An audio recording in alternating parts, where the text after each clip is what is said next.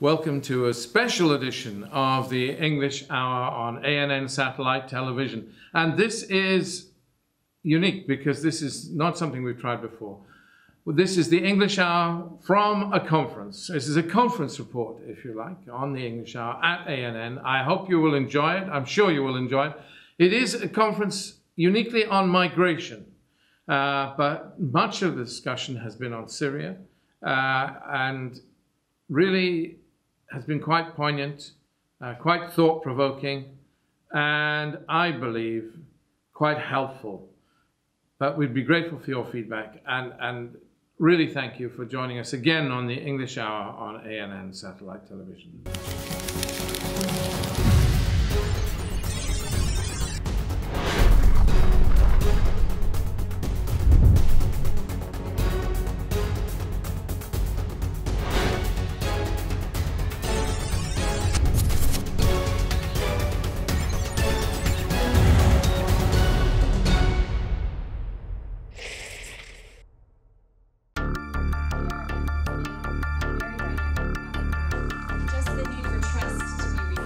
عقد في العاصمة البريطانية لندن مؤتمر خصص لمناقشة أزمة اللجوء التي لم يشهد لها العالم مثيلا منذ الحرب العالمية الثانية.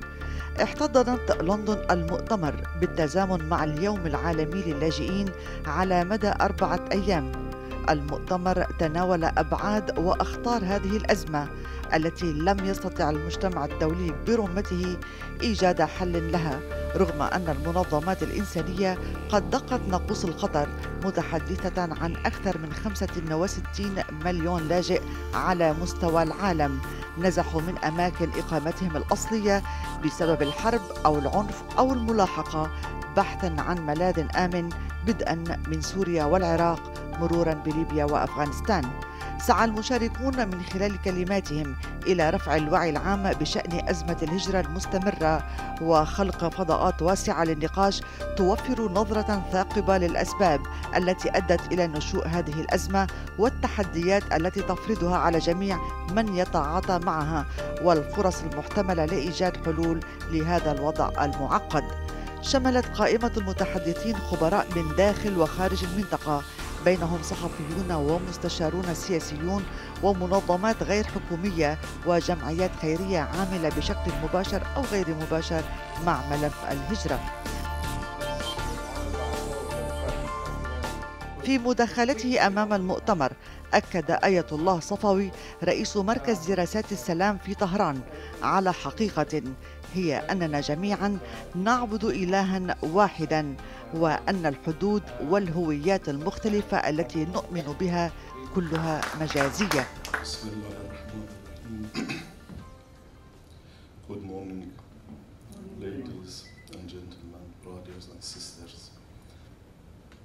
Then in this dark age, that world is broken for different reasons. We divided with nationality, with borders, with religion, with our sex, with gender.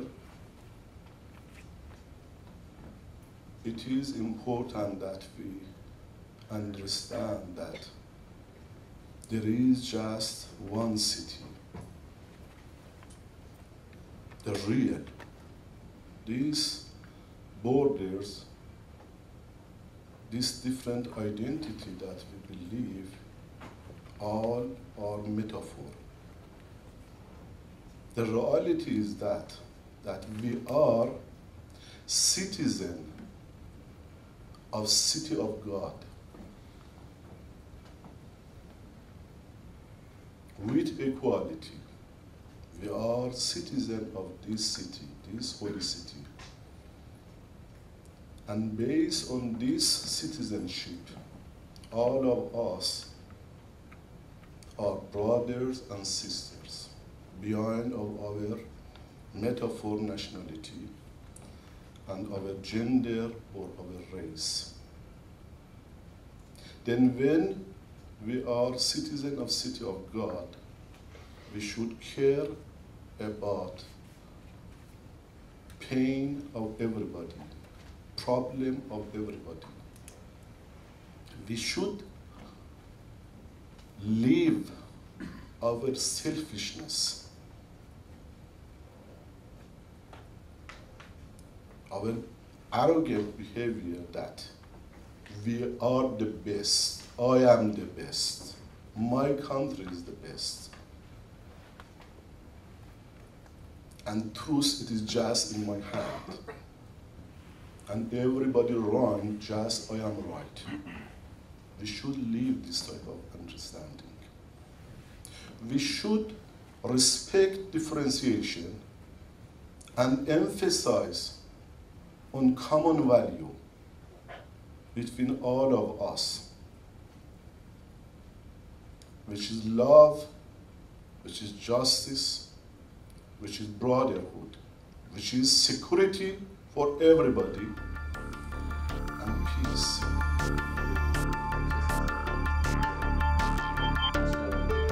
الصحفي والمحلل في الشؤون السياسية العربية والدولية عادل درويش شدد في كلمته على أهمية الأمن وأولوية محاربة داعش. And again, I must emphasize on security, fighting the Islamic terrorism.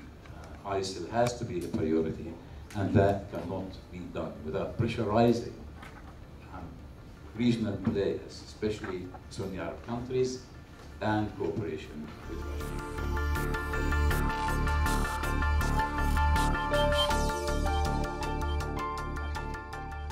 أما عمار وقاف المحلل السياسي فقد تطرق إلى النزاعات في العالم وضرورة الكشف عن الوجه الآخر لهذه النزاعات.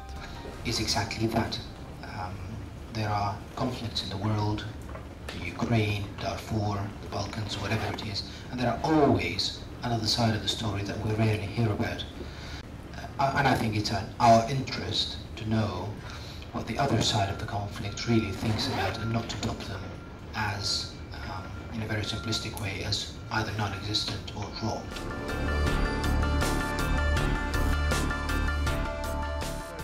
أزمة اللجوء في سوريا والحل كانت العنوان الأبرز في مداخلة كل من سوار الأسد نائب رئيس التجمع الديمقراطي الموحد، والدكتور أنور يوسف عضو الهيئة العليا للمجلس الوطني الديمقراطي السوري، وجوناثان مولر الدبلوماسي الأمريكي السابق.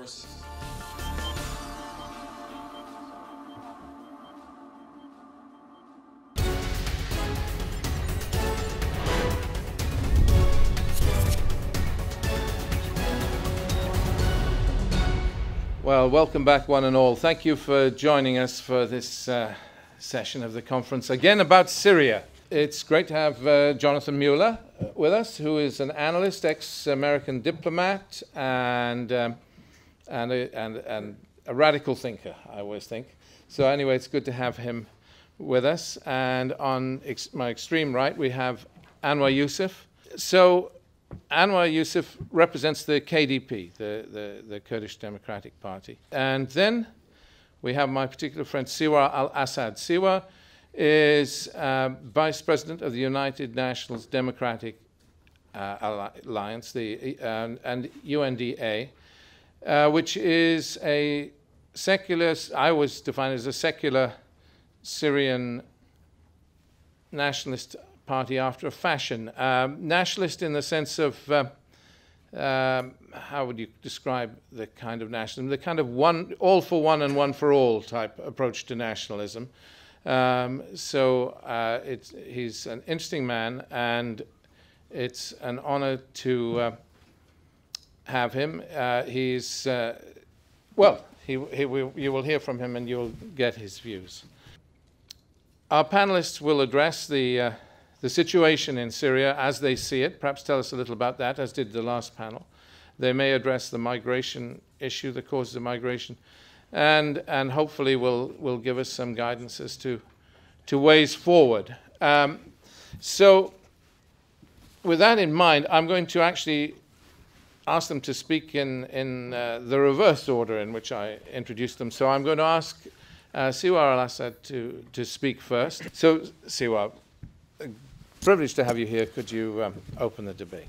Thank you for inviting me to this conference to talk about the migration crisis that is affecting maybe all of us, and to talk about the way forward in Syria. I think the two issues are connected.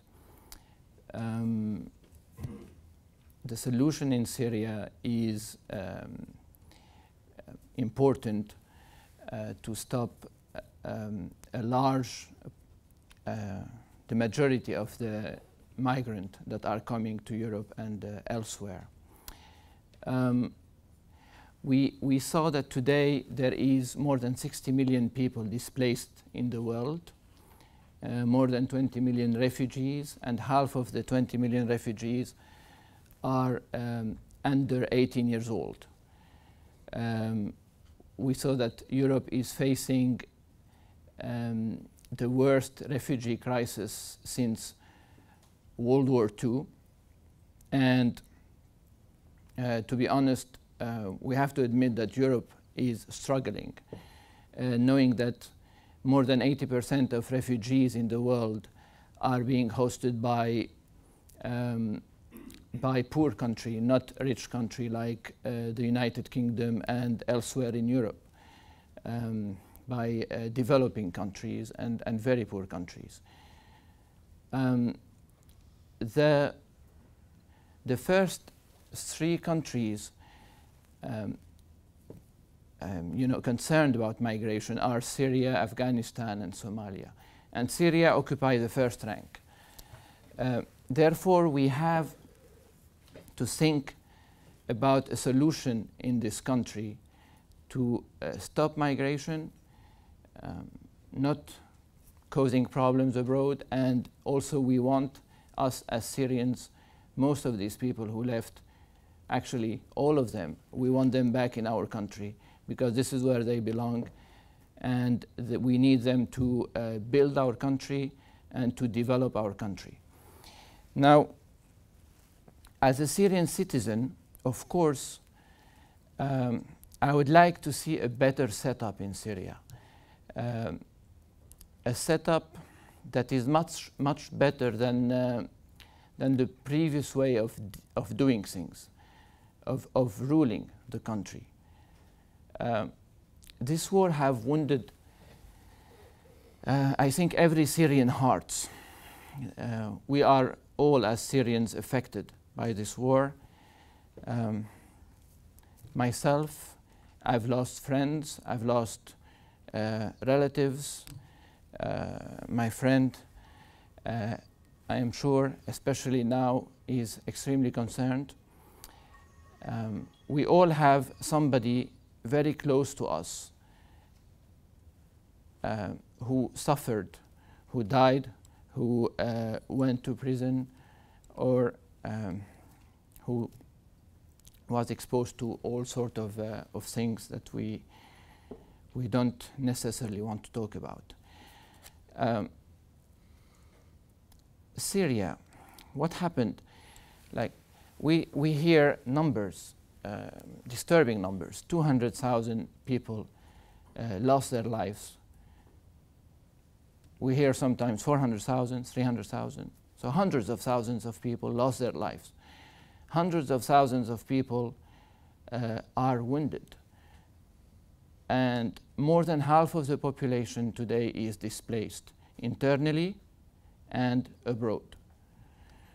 It's a tragedy that we cannot describe in English or in Arabic or in any other language.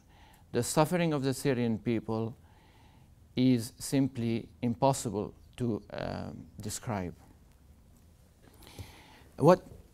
If we take a step back and we close our eyes and we think about all this, and then we have to say what happened, what have we done to this beautiful art piece that is Syria? What have we done to all these mothers, these children that are crying every day? what we can tell them many things. We can tell them, look, regional powers and international powers are fighting for their own interest in Syria. So for their own interest, they have turned Syria into a war zone. And you know what? They put aside the interest of the Syrian people. So they don't think about the interest of the locals, those who live on the ground, because they're fighting their proxy war. We can also tell them that, look, today the Saudis are the bad boys, and one day we hear the Iranians are the bad boys, another day we hear the Russians are the bad boys, the Americans are the bad boys. We can say many things to all these people who are suffering in Syria, especially the mothers. We can tell them as well that jihadis from all over the world have come to Syria because they are weak-minded and they are being manipulated by people who follow a perverted ideology. And they make believe these people who, in a way, they have nothing to lose in all the countries of the world that come to Syria, fight in Syria, and die in Syria. And you know what? This life is only a probation period. This is not the real thing. The real thing is after, when you die, you go to paradise. And I think you all have an idea of what they think paradise is and what they get in paradise and all these sort of things. So these poor people come, fight, and die. But eventually, the Syrian people will defeat them. The problem is that during this process, many people suffer and many people are killed and many people are displaced. We can also tell them that, we can tell the Syrian people, look, they want us to believe that this is a Shiite Sunni war. I know William have talked about it before. Well, it's not a Shiite Sunni war. In Syria, if it was the case, the government, the state would have collapsed after 6 months, maybe 1 year. It is impossible for the state to remain as it is if it was a Sunni and Shiite war. What do you do with the millions of people who are born of mixed marriages? I am one of them. So people are okay with each other. For hundreds of years, these people have lived together in harmony. Christian Orthodox, Christian Catholics, Protestants, Muslim, Sunni Muslims, Shiite Muslim, Alawite Muslims, and all the other minorities, because we have so many minorities in Syria, they have always lived together. And if we read the history of Syria, we will see that on several occasions, Sunni majorities have intervened to protect the minorities in Syria, and sometimes taking arms to protect the minorities in Syria. So this fairy tale about Sunni Shiite war is simply not true. Then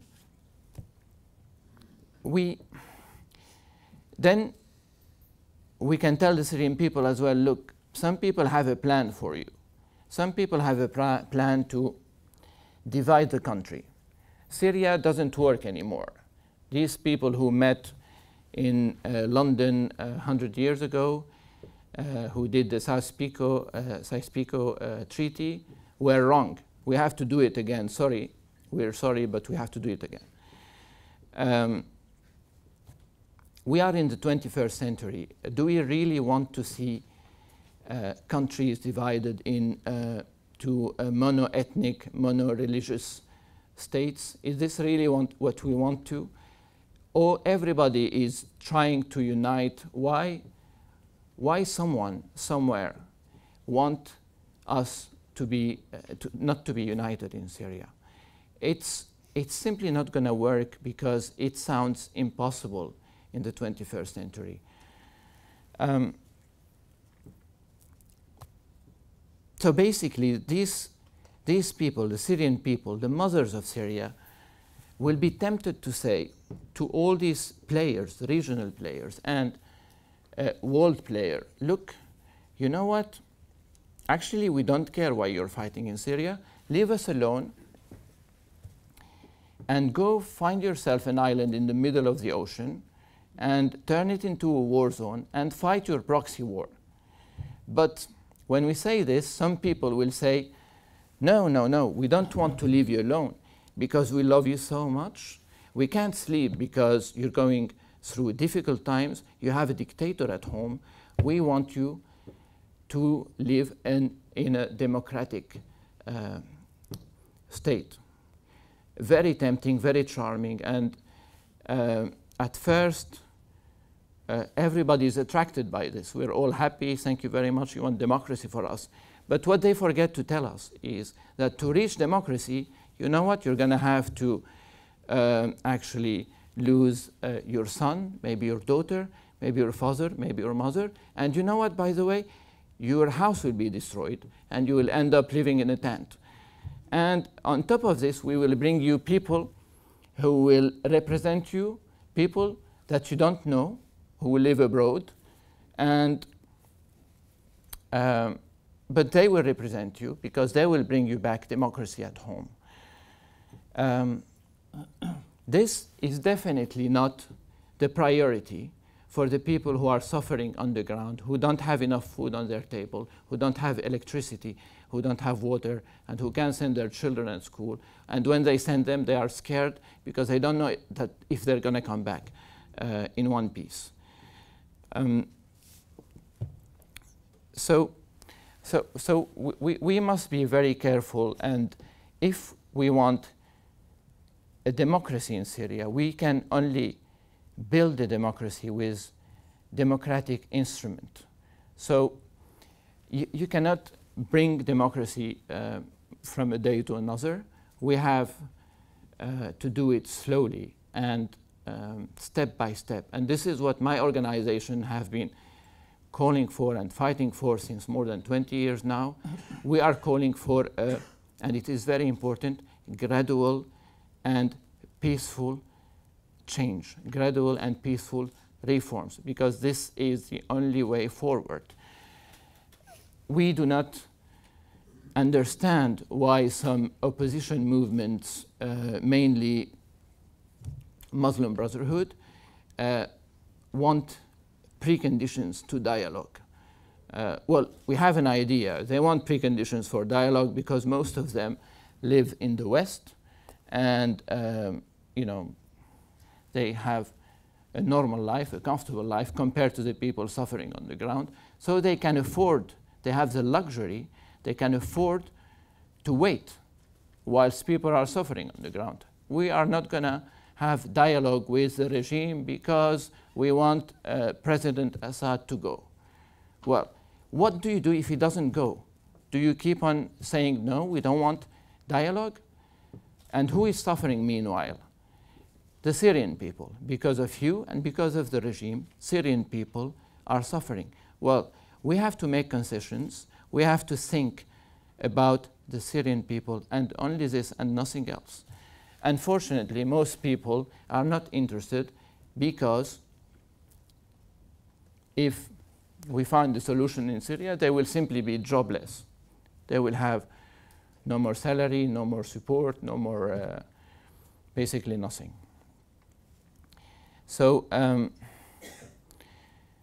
we need to make sure that we are all concerned by this, because when weak-minded people destroy historical sites in Syria, when weak-minded people steal artifacts and destroy them, Syrian artifacts, these artifacts and these historical sites have survived all the invasions, the Romans, the Ottoman Turks, the Mongols. Every war, every invasion did not go near these monuments. This war, these weak-minded were looking to destroy the historical heritage. That historical heritage does not belong to the Syrian it belongs to the world, so it belongs to all of us. We are all concerned by this. Everybody at his own level has to try and do his best. An architect, a doctor, a writer, we all have to do our best to encourage the Syrian people to put aside their differences and to sit around the table, and no preconditions. And I know that there is a lot of hatred between all sides. I know that people lost their dear ones, and I know that they want revenge, but this will lead them nowhere. They have to put all this aside, and they have to be strong and sit around the table and discuss a solution, and this is the only way forward. This is what I hope for Syria, and this is what I hope that I am very optimistic, by the way. I'm not pessimistic, because I know that Syria has gone through a very difficult crisis in the past. And well, this one is extremely difficult. But I know that we will find a solution, and Syria will be a better place, whether our enemies like it or not. When I say our enemies, I say the weak-minded people who are interested only into jeopardizing the future of my country. I think I said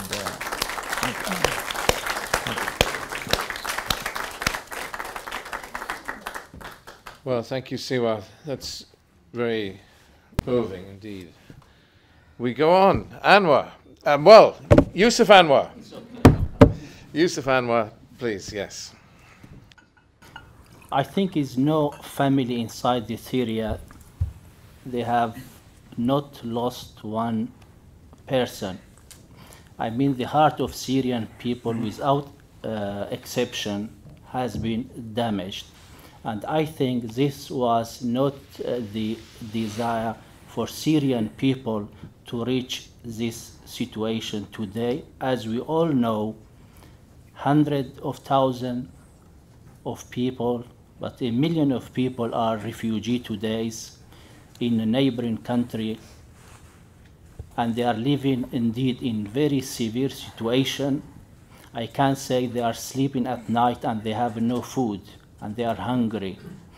And in additional to that, even inside the Syria as well today, as we know, 1 million of people displaced within the Syria, and a lot of people as well inside the Syria, they are living very poor and they have no food.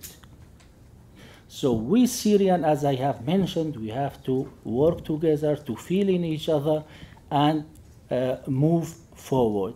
That is very important point we have to know as a Syrian. But as my friend, the previous panelists, they have mentioned some points. Actually, now we are in a different situation. I mean, the 2011, before 2011, and after 2011, life is being changed. Even Syria is being changed. But in my opinion, and in many Kurdish opinion, most of Kurds, does not mean today we are demanding an independent state. No, that is wrong.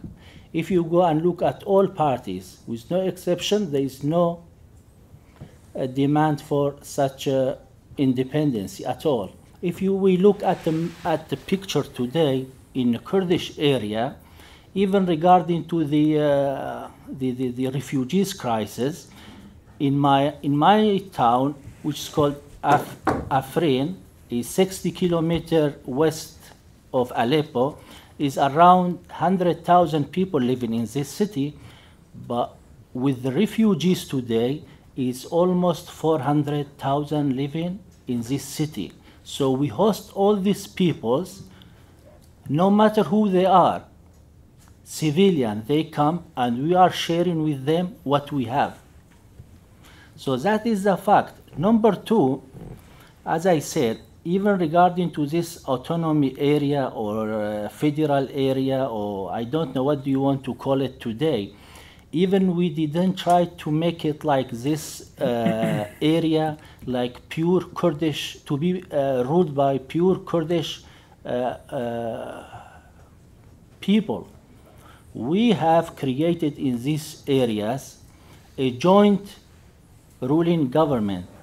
So we have Christian, we have Arab, we have Alawite in our Kurds Alawite. So we have tribes. So we have made the form of this government so no one can blame the Kurd that they're going to be dominate this area by a Kurd, and some tribes they are afraid of the Kurd. No, we are very well calculated all these issues and all these matters.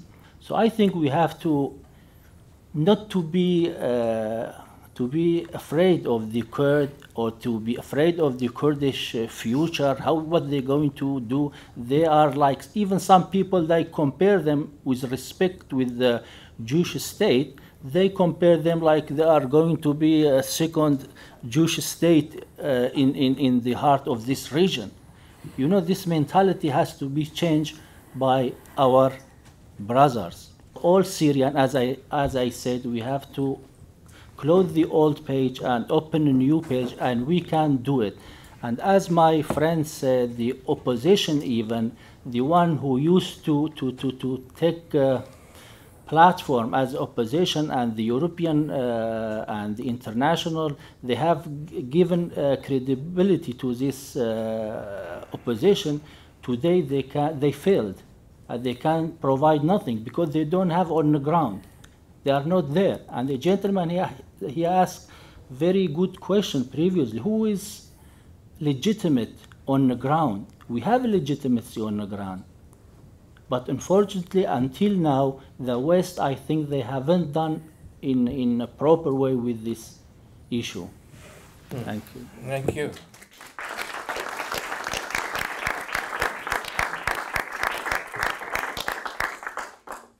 Well, thank you. Thought-provoking too. Thank you.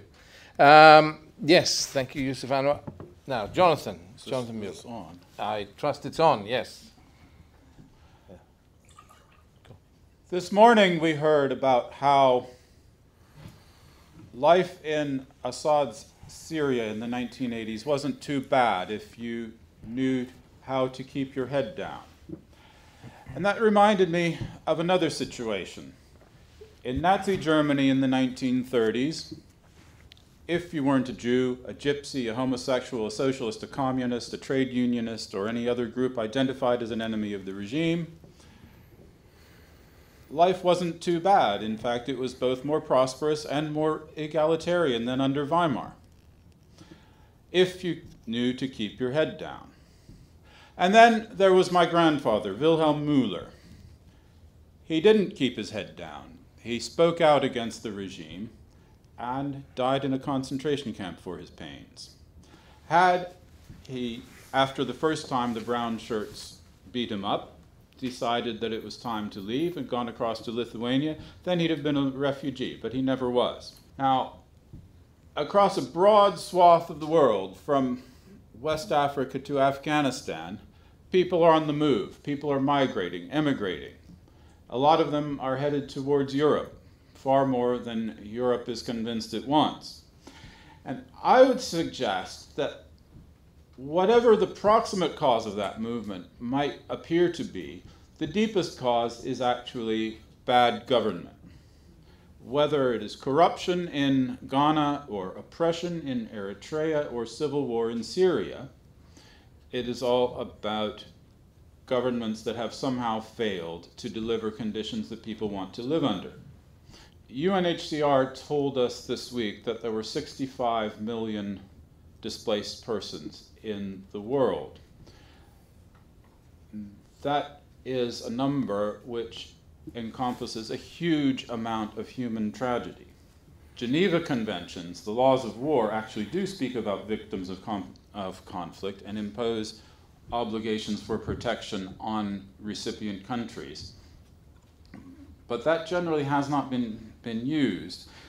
Within those 65 million displaced people counted by UNHCR, there are a wide range of people who need different levels of protection. Now, when a Syrian leaves Syria and goes to Turkey, their motivations for that are one thing. And when they leave Turkey and go to Europe, their motivations for that may be different. And while the desire to move towards hope and towards opportunity is normal and nothing to be criticized, at the same time, what obligations the international community has may be different. Because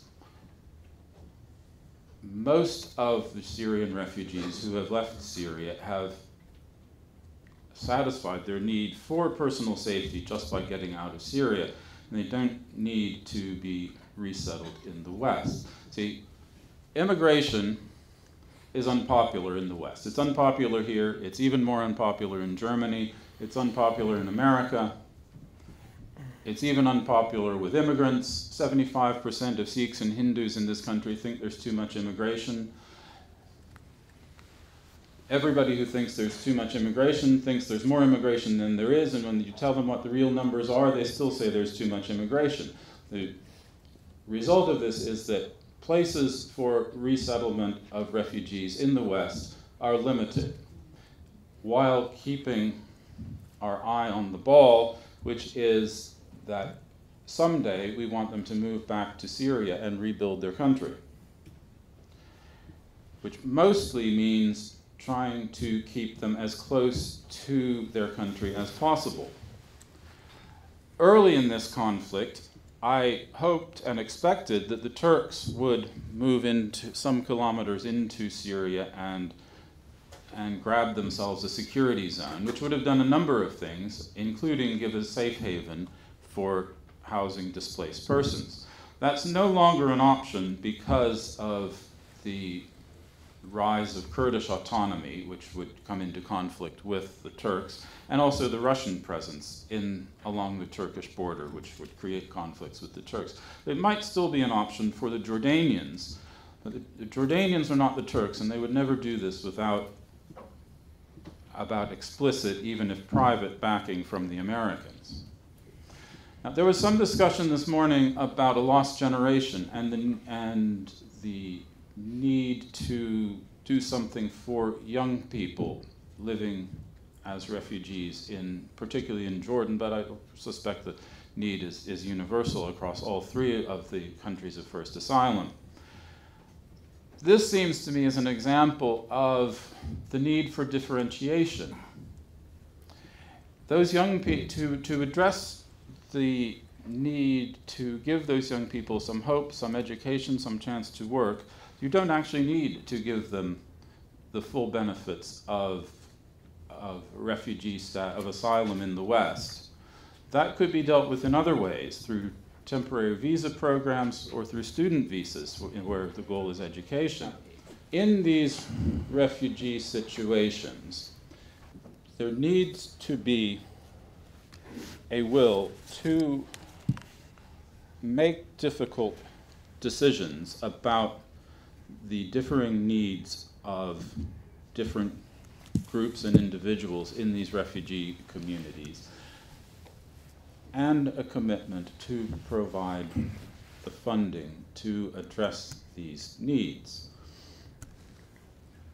But there is no possibility of dealing with the problem solely through resettlement in the West. War is a dangerous, unpredictable, expensive exercise, and its essential nature is brutality. Any politician who faces the prospect of armed conflict willingly because he thinks it is going to be easy needs to think again, because it is unlikely to be easy, or at least you should not count on it. Several fantasies have been followed, not only in Syria, but across the Middle East. The first one that I would address is the drone war. This combines two very American ideas. The first idea is that all that matters is the leadership, and if you kill the leaders, you can solve the problem. It is based on a false analogy between an animal and a political entity. If you decapitate the lion, he dies, but if you decapitate the terrorist organization, it doesn't actually die, it mutates. But it's not that I regret the killing of Osama bin Laden or anybody else who has been killed, but it's not a way to solving the problem. The other American illusion here is that technology can render war sanitary.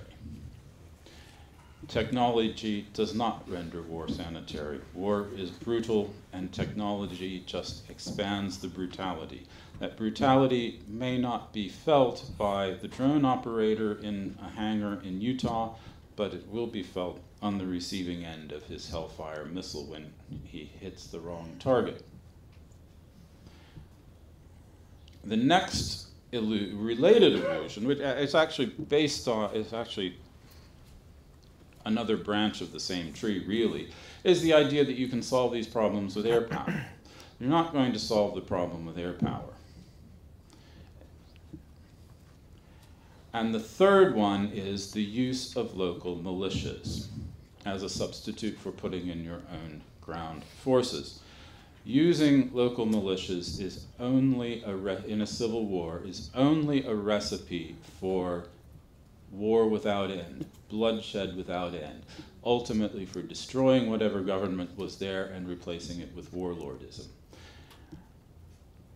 So the end result, it's not clear to me that we could solve the problems of the Syrian civil war by putting in Western ground forces. And certainly the will to do that doesn't exist, but no other form of military intervention will solve the problem. What will solve the problem, I think, is only one thing, which is for the Syrians to find, grow, and unite around leaders who have the capacity to unite the country. And that's all I have to say. Thank you, Jonathan.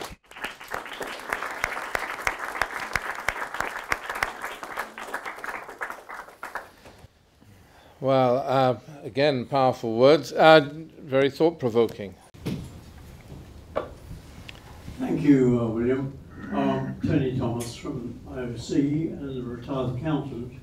My barber is a Syrian, and he feels very strongly in favour of the President Assad, and is a very strong Syrian. And I just wonder whether, in some miraculous way, whether Assad could be brought to the conference table. I mean, I'm no expert on this, but this question of dialogue seems to me to be the way forward. And if by some miracle he could be brought to the negotiating table, so that together you could find a way forward for all the interests in Syria, that would be marvelous.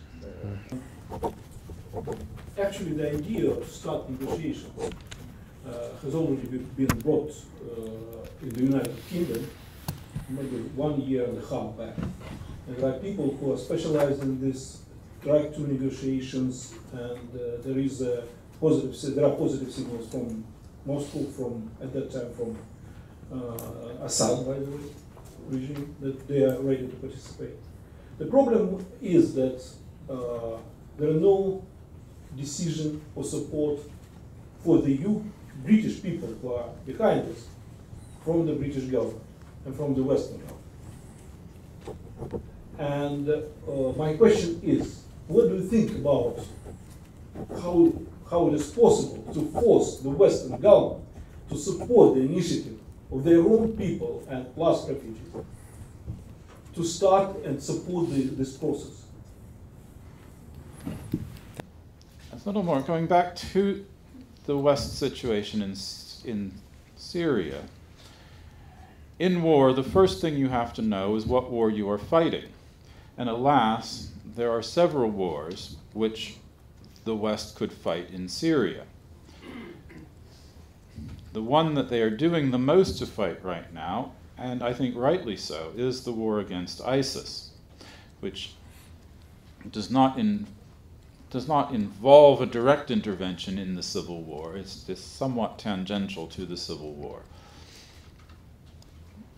But ISIS is the element in that in Syria, in that conflict, which has directly attacked the West. So I think it is right that the West attack them first. And I would probably say it would be better to have a stronger, tighter focus on first defeating ISIS and then turning to the other problems of Syria. So in Syria, you have a whole bunch of actors: the Russians, the Turks, the Saudis, the other Gulf states, the Iranians. For all of them, the war continuing is not the worst outcome. And it is preferable to a settlement that might lead to somebody else getting more than they do. I would be the last person to defend the perfection of American foreign policy, but still, the Americans are the one country that really has the power to lead positive change. And it's up to American leadership, I think, to unpick a great deal of this. There's some concessions that have to be made. I think the Americans have to be very clear with the Russians that they're not seeking to compromise Russia's ex-ante position in Syria. Because I don't think, I mean, cooperation between the West and Vladimir Putin is extremely difficult, but without respecting that ex-ante position, you will get absolutely nowhere with the Russians. Thank you. Thank you very much, Jonathan. Siwar. With regards to the negotiations and Assad coming to the table, we have strong indications so far that Assad is willing to negotiate. Actually, we have more than indications. We have a declaration by the Russian president, by President Assad himself, and we have seen fact in Geneva where the delegation of the government was present. And unfortunately, it is more the Muslim Brotherhood-led coalition that is based in Riyadh that are having preconditions to dialogue. Therefore, I think we should call on Saudi Arabia, a country that is that many Arabs rely on, because it's a very important country in the region. It is the second largest oil producer in the world. It is the only state that has two coasts, one on the Red Sea and another one on the Gulf. Many Syrians live and work in Saudi Arabia. It is where the two holy mosques are. It is actually it is one of the most important players in the region. So we call on Saudi Arabia to convince this opposition, this coalition that is based in Riyadh, to go and negotiate and forget about their preconditions. And here I have to say as well, with all due respect, I disagree with what Jonathan said earlier. The fact is, I don't think that the reason of the crisis is only bad governance. Governance is one of the reasons, but here is our problem. I don't think that we should point fingers, because when you say it is bad governance, you will have many people who will tell you yes, and many other people who will tell you no. And some would argue as well that it is international actors interfering into the affairs of a sovereign state. So what do we say to these people? I don't think we should point fingers. This is what I'm talking about. We should put all our differences aside and respect the opinions of everybody. Those who think that it's bad governance, those who think that it is international meddling into interior affairs, and sit around the table and discuss. As well, I think that the United Kingdom have so far taken a backseat in this crisis, and I would also encourage the United Kingdom to be more active. It is a very important country, a very good example actually for all of us, and I am sure that the UK can play a significant and positive role into solving this conflict.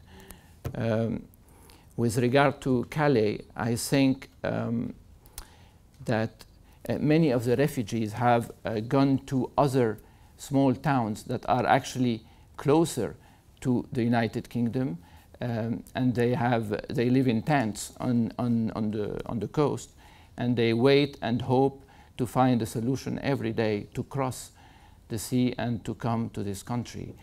And this is a problem indeed, because in Europe there is no coherent strategy with regards to migrants. Some policies are more liberal and they want more migrants inside Europe, and others, they build walls and fences and they are against migration.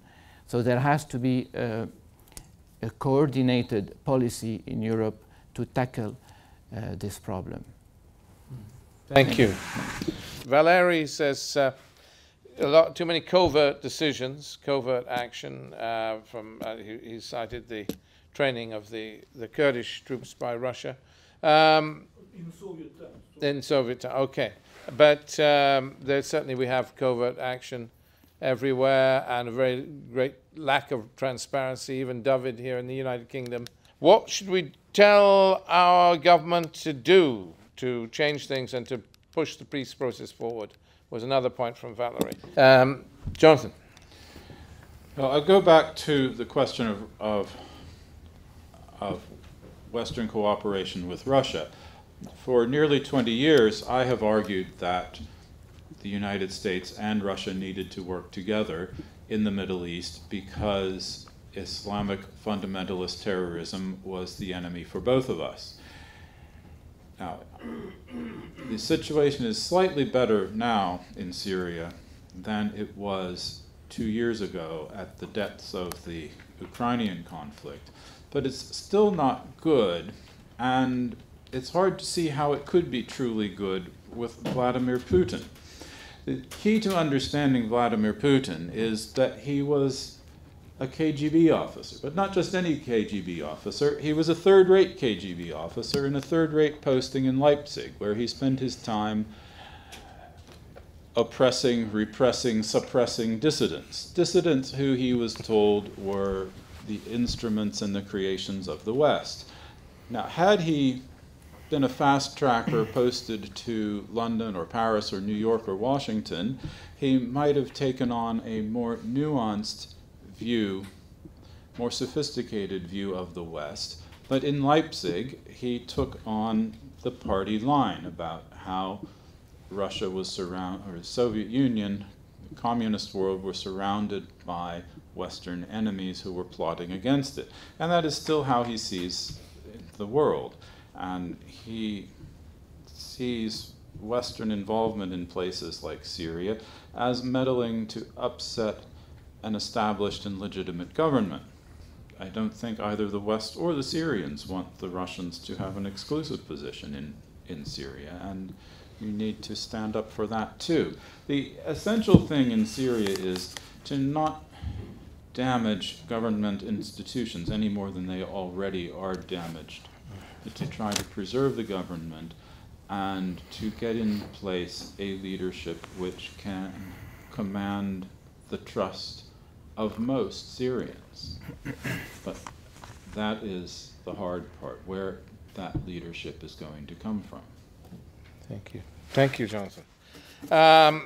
Siwar, you get the last word in this panel.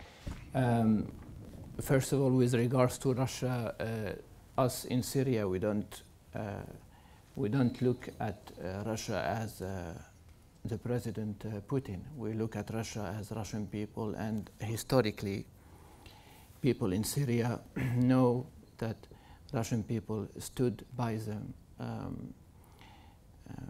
for decades, and especially by the minorities. So regardless of President Putin, whoever is ruling Russia, the Russian people have proven to be close and friendly to the Syrian people. This is, and we do encourage the world, and especially the United Kingdom, to do the same. Now, with regards to humanitarian corridors, I'm not sure I understood the question, but humanitarian corridors have proven to be very efficient in war zones, not only in Syria.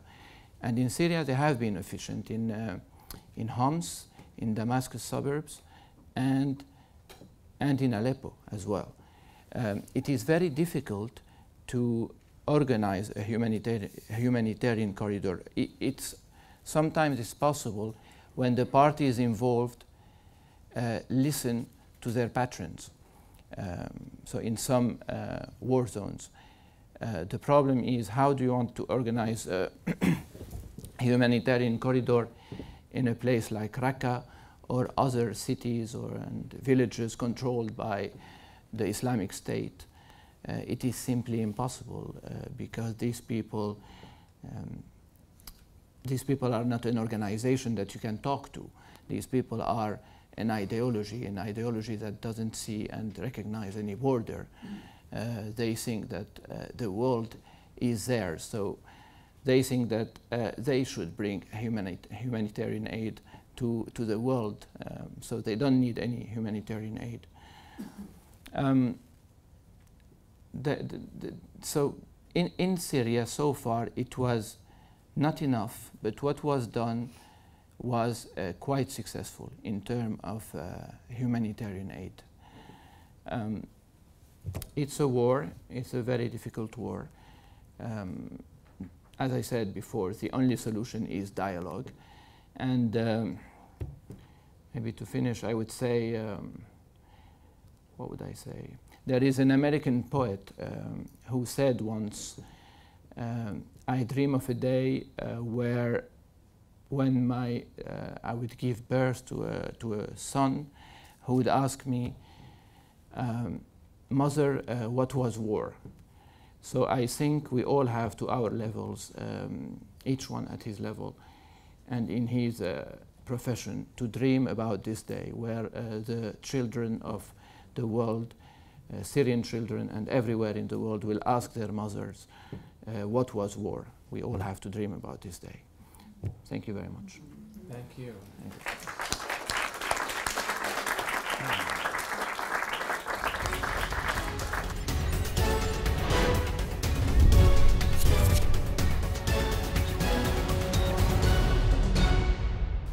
So thank you. Thank you so much for being with us for this very special edition, this unique edition of the English Hour. It's been different, and I hope you found it as valuable as I have, because I've learned a great deal.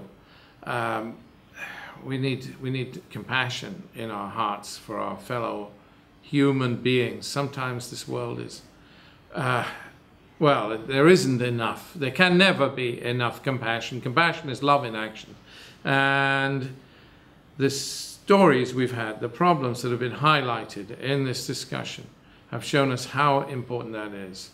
So I'm grateful to you for being with us, grateful for you for being our guests, and bless you. I hope you found the discussion of value. Thank you indeed for being with us on the English Hour on ANN Satellite Television.